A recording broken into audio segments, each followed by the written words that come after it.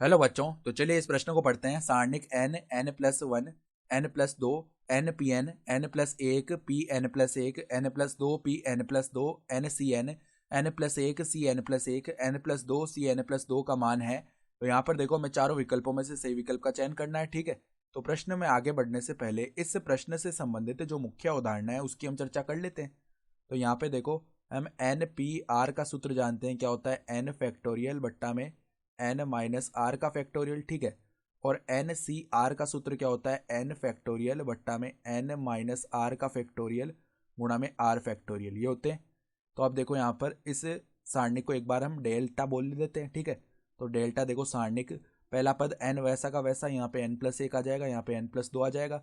फिर देखो N P N को हमने कैसे लिख दिया, यहाँ पे एन पी एन को हम लिख सकते हैं एन फैक्टोरियल, और बट्टा में देखो एन माइनस एन यानी कि जीरो, जीरो फैक्टोरियल का मान एक ही होता है, तो यहाँ पे केवल एन फैक्टोरियल लिखा जाएगा। ठीक है, फिर देखो N plus one P N plus one, तो यहाँ पे देखो ये क्या बनेगा एन प्लस एक का फैक्टोरियल बट्टा में एन प्लस एक माइनस में एन प्लस एक, तो बट्टा में यहाँ पे जीरो फैक्टोरियल आएगा जिसका मान एक होता है, तो केवल एन प्लस एक आ गया। ठीक है, इसी प्रकार यहाँ भी केवल एन प्लस दो ही आ जाएगा।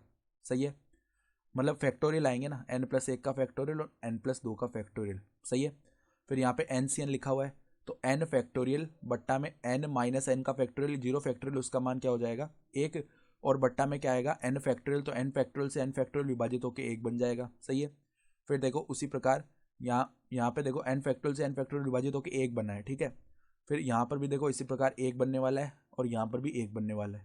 सही है, तो अब देखो हम क्या करने वाले हैं, हम यहाँ पर पहले स्तंभ में से दूसरा स्तंभ घटाते हैं, ये संक्रिया लगा रहे हैं, और दूसरे स्तंभ पर ये संक्रिया लगा रहे हैं कि दूसरा स्तंभ माइनस तीसरा स्तंभ। ठीक है, तो अब देखो यहाँ पर पहला स्तंभ माइनस दूसरा स्तंभ करेंगे तो एन माइनस एन तो जीरो हो गया, तो केवल माइनस का एक बचा, फिर यहाँ पर भी माइनस का एक बच जाएगा। सही है, और ये एन प्लस दो ऐसा ही रहा।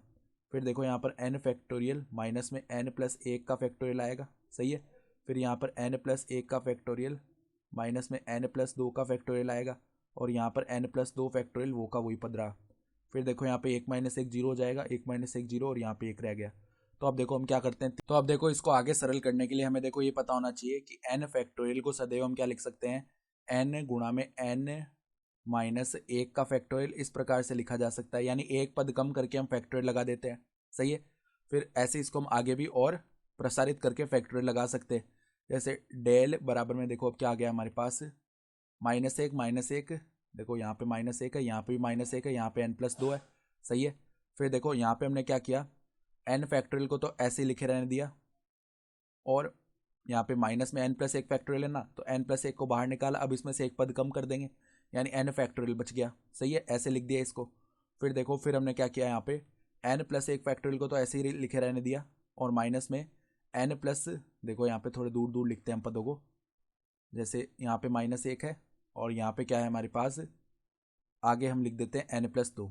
ठीक है, तो अब हम क्या कर रहे हैं, देखो एन प्लस एक फैक्टोरियल इसको तो ऐसे ही लिखे लिखे रहने दिया हमने, माइनस में अब एन प्लस दो को एक बार ऐसे ही रहने दिया, इसमें से एक पद कम करेंगे, एन प्लस एक आएगा, तो एन प्लस एक का फैक्टोरियल। सही है, फिर यहाँ पे अगला पद तो ऐसा का ऐसा ही है, एन प्लस दो का फैक्टोरियल। ठीक है, फिर देखो जीरो जीरो एक है, तो जीरो जीरो एक, तो अब हम क्या कर रहे हैं, देखो माइनस, यहाँ पे देखो माइनस एक है एन प्लस दो है, इन पदों में से एन फैक्टोरियल को जैसे ही उबेनिश लिया तो माइनस मतलब एक बचेगा, और माइनस एन और माइनस का एक आ जाएगा, तो एक माइनस एक तो शून्य हो गया, यानी माइनस का एन बचा, तो इसको ऐसे लिख सकते हैं माइनस एन एन फैक्टोरियल। ठीक है, फिर यहाँ पे भी देखो इसी प्रकार एन प्लस एक फैक्टोरियल को हम उबेनिश लेंगे ना, तो यहाँ पे एक माइनस एन और प्लस में क्या बच जाएगा दो। सही है, जैसे यहाँ पे n प्लस एक फैक्टोरियल को हमने उबेनिश लिया, तो एक माइनस एन और माइनस का ही दो आएगा। ठीक है, तो ये क्या बन गया हमारे पास, माइनस एक और माइनस का n बचेगा, जिसमें से माइनस हमने बाहर ले लिया, तो n प्लस एक बच गया यानी। ठीक है, ये पद आ जाएगा।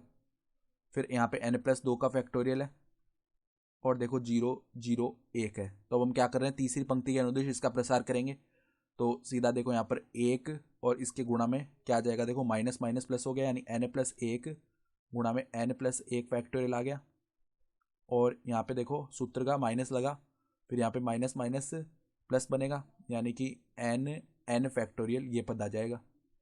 सही है, फिर देखो हम क्या कर सकते हैं, एन प्लस एक को ऐसे लिखे रहने दिया हमने, फिर यहाँ पे एन प्लस एक को बाहर निकाला और इसमें से एक पद कम कर देंगे तो एन फैक्टोरियल आ जाएगा, माइनस में यहाँ पर एन फैक्टोरियल है, तो अब इन दोनों में से एन फैक्टोरियल को बेनिश लिया तो हमारे पास देखो एन प्लस एक गुणा एन प्लस एक क्या बन गया, एन स्क्वायर प्लस में एक प्लस में 2n, और यहाँ पे देखो माइनस में क्या आ जाएगा, एन आ जाएगा। सही है, तो देखो डेल का मान क्या बनेगा अब, एन फैक्टोरियल, और अंदर देखो क्या क्या है गुणा में, एन स्क्वायर प्लस में एन प्लस में एक, N square plus N plus में एक, ये पद आ गया। तो अगर हम विकल्प देखें ना तो हमारा जो विकल्प डी है वो सही विकल्प आ रहा है। ठीक है, तो आशा करता हूँ कि आपको ये प्रश्न समझ में आया होगा। धन्यवाद।